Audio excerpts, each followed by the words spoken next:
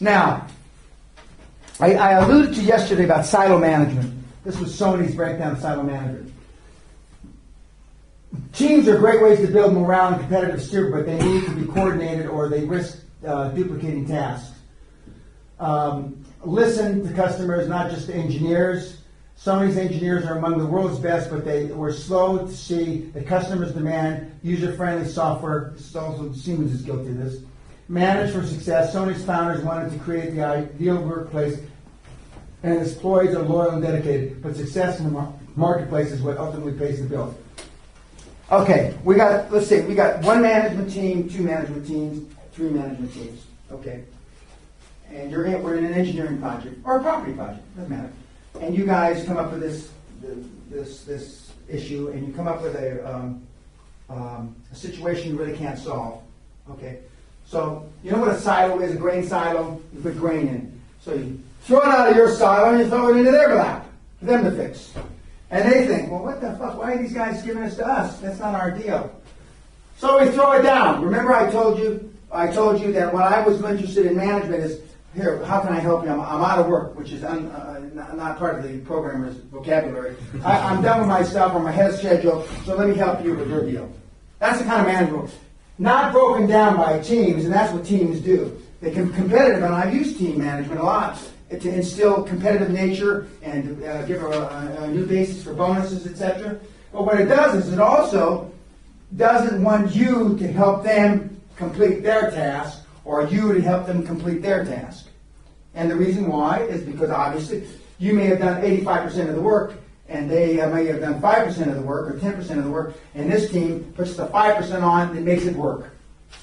So what credit, first of all, it's tough to break down who gets what credit and how you split up the pie. But normally the people that finish the project are the ones that get the kudos. I'm not saying that's wrong, but that's what's wrong with team management. And Sony developed one of the first, 40, 50 years ago, to develop team manager. But with every management style, it's got its downside. You know, every style's got its downside. Whether it's autocratic like me, or it's Henry Kissinger.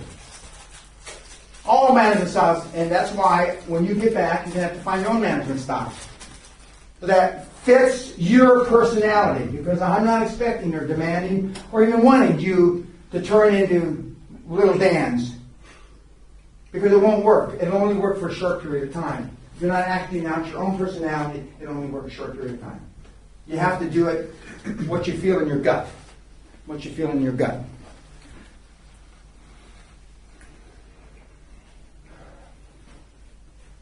Remember, I told you motivation gets you started, habit keeps you going.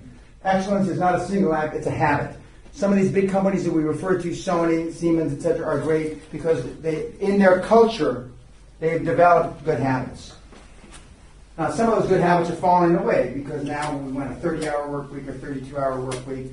You know, we have to pay double time or overhead, and if you work on holidays, and I assume they have that in Germany, if you work on holidays, you got to be paid more than regular pay, etc. Yeah, okay. Well, this is a tough culture to be competitive, and one of the things that I followed closely when I was associated with Siemens is the fighting with the unions. I mean, that are very powerful in Germany, and they're very powerful in the supervisory board. At almost all the big German companies, maybe, in fact, probably all the German companies, and to get them to make concessions. I mean, it's tough. You know, the unions used to be a powerhouse in America. They're not anymore. There used to be 4 or 5 million members of the unions. Now they're down to about 1 million. And the reason they're not is because companies like Walmart busted the back of unions because they're the biggest employer in the world and they're non-union. They're non-organized. You know, some people say Walmart is taking advantage of the employees because they've successfully been able to avert being led into collective bargaining.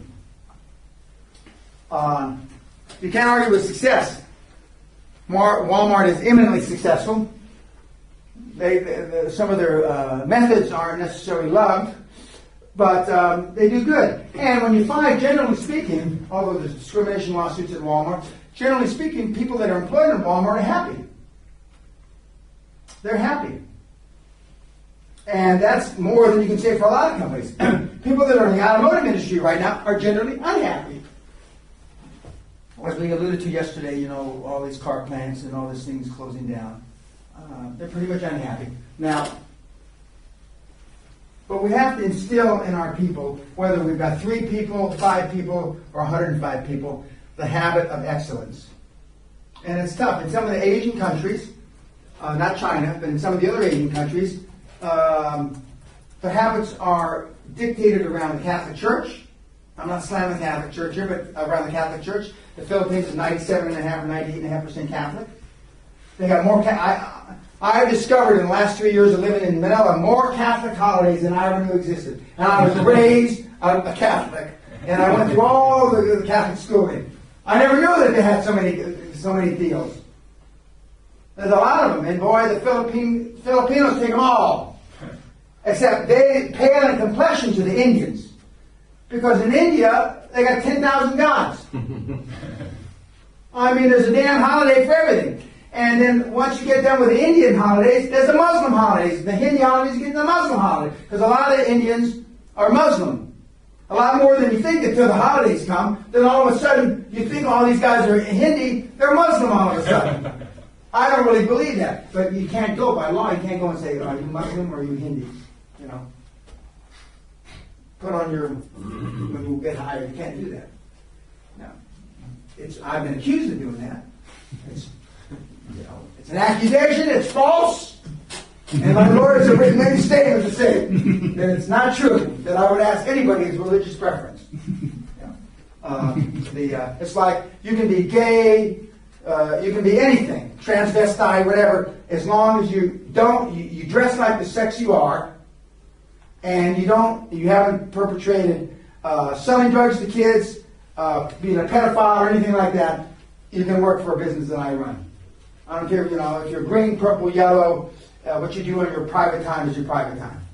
I have a little exception, like in Siemens, the engineer that got the guy on the internet and ate him alive. He cooked him and ate him alive, the Siemens engineer. Other than that, I got a problem with that. Cannibalism I'm not into. So, especially if it's one of my employees. If it's one of your employees, I can probably live with it. And always, again, with common sense, bad things happen to good companies all the time. And occasionally, good things happen to bad companies. It never ceases to amaze me how some of the shit asses I know dodge through and weasel through, and something good happens to them. The law changes, they move to Jersey or Guernsey, they slip dodge a bullet. But you gotta know that your whole life can't end because something bad happened to you. Because bad things happen to good companies all the time. All the time. Now, in the world of karma, they say that they got what they deserved. Now, I'm not as sophisticated or smart enough to know if that's all true. But I do know, I see a lot of people that were shitty to people on the way up, and when they're coming down the other side of the ladder, people tend to be shitty to them. And so I don't know if reincarnation is true. I don't know what I'll come back as. But I know some people that will come back as an ant that you're going to step on. Fear and desire are the twins, Greek mythology. We're again talking about common sense, beyond common sense. What we fear, we desire. There's a dichotomy here with the German guys. They're anal. They want to be more successful than they are. They want more money. They want bigger projects. A given. Correct? Yes. Correct. Okay. So what are we willing to pay? What's our price? What are we willing to do intellectually? So we're going to give you the benefit of the doubt. We're all going to think that you're as smart as the impaler over here. We're going to give you the benefit of the doubt. Say that you're all, rocket scientists. How do we differentiate your fear to pleasure ratio? How much pain are you willing to take for how much pleasure? Now, I'm not talking about guys that are into getting beaten and shit like that for sex and whips and chains. I'm not talking about that. That's a whole other deal. Okay, I don't know much about that. Although we've had is it called dominatrix? Is that what they're called? We've had a dominatrix, a woman, that guys want to be beaten. And I'm not talking about the German guy that was here. I'm not talking about it. Obviously, she was as well. But we've had an actual woman that's come through the seminar. And she, after a few drinks, about the third or fourth night, she was telling stories you would not believe about the shit that guys allow people to do to them. Unbelievable. But anyway, that's another time. Okay, so what amount of pain are you willing to take? How much change, or how much discomfort are you willing to endure to get to the next level? I'm not talking put your hand in a fire, but how much emotional pain? Because that's what it comes down to. That's where we are, and that's why, it's the Greek mythology. They're twins, fear and desire. Okay, and I transplant desire for pleasure. How much, we're not willing to step in front of a bus and get run over. We're not willing to jump off a building without a parachute. Are you willing to make 2,500 presentations to get $700 million? Most people wouldn't. You got to set in your own mind, what limits are you willing to go through? I know there were no limits for me. I sacrificed, and I'm not saying I'm proud of it, but you've already heard me say what the things I've sacrificed for that 10-year period. And if my children were sitting here, or my ex-wife was sitting here, they, or my parents, God rest their souls, they would attest to. I'm not exaggerating anything. I'm probably underplaying what a shit ass I was, as opposed to overplaying it. So I'm not exaggerating it. I'm underplaying it. Would I do it again? Abso-fucking-lutely. Not even a question. I don't have to wait a microsecond. I'd do it again. And if I had it to do over again, I'd set higher goals for myself. My goals were I wanted to build a $2 billion company, and I only built a $455 million company. So I fell, as far as I'm concerned, 1.5 billion short. Does anybody feel sorry for me? No. Gee, poor Dan. He was 1.5 billion short. I now wish, and my goal was to be the 50th largest energy company in the world at the time. At the time, that was Zapata Oil, and at that time, I didn't know this, but George Bush Sr., that was his oil company. I didn't know that at the time. George Bush Sr. Okay. Who ultimately gave me an award. You can see I got a big award, not because of that, but I got a big award from the President Bush, first President Bush, a number of years ago. I would have set higher goals. I don't know how I could have worked more hours. I don't think it's possible that I could have worked more hours than I did. I don't think I could have traveled much more than I did. I don't think I could have attended much more meetings than I did. I don't think I could have made more phone calls than I did. But I'm sure I could have done something smarter than I did. I'm positive. What I would have done, and what people have told me, what the founder of Hewlett-Packard told me, not Hewlett-Packard, Compaq, told me many years ago, he started with $1,000 the same month I did in Houston, Texas. I started with $820. If I had been in the computer business, and I would have been the first trillionaire on the planet. I grew 547,000% in 8 years. That's 67,000% a year. 67,000% a year. If you do the sums on $820, and I was in any other industry other than one that went from 40 to $8. But I wasn't. I picked that industry. So if I had it all to do over again, I would have picked something fucking else. Because I wasn't an oil guy. I would have picked something else. Software. Chips. Something. And was anything I could have done, but I would have got a higher rate of return. So that's the only change I would have made. But I would have kept the same focus. I don't know if I could have kept the same focus for 10 years if I had become, a gazillionaire. I don't know. I like to think I could have, but I don't know. Yeah, I'd have to be there because it was not easy to stay focused those 10 years. It was not. It was very, very difficult. But I did it. So since I did it once, I can only assume I could have done it twice.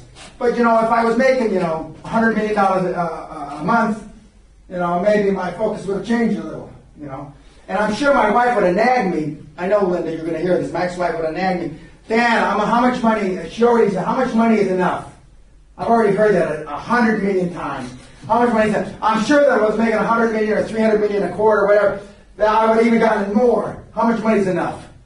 How much money is enough? I might have gotten involved in philanthropy earlier than I did and a lot of other stuff. But we are where we are. But I knew what my ratio was. You guys don't know yet.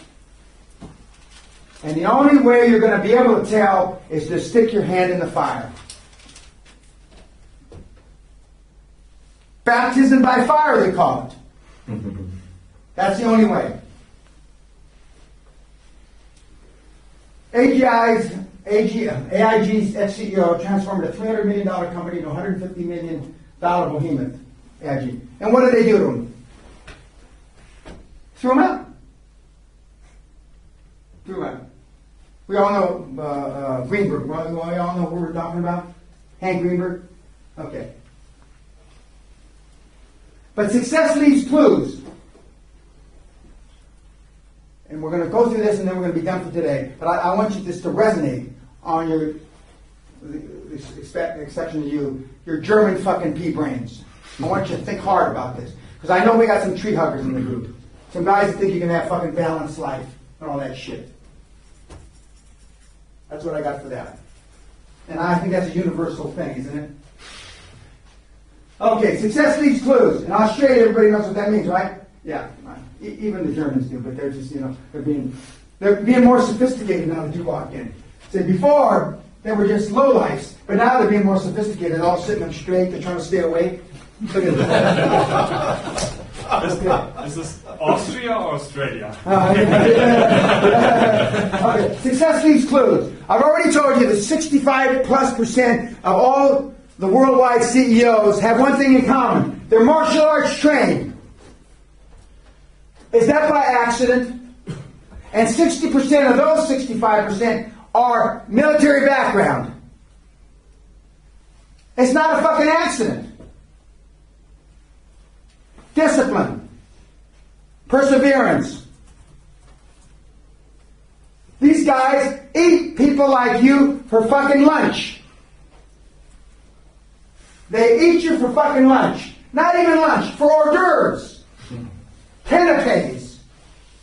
Canapé translate into German? Yes, it does. Oh, yes, it does. Okay, a little French, stolen from the French. They eat you for fucking canapes. I mean, some of the guys that I've been privileged to be around, are beasts.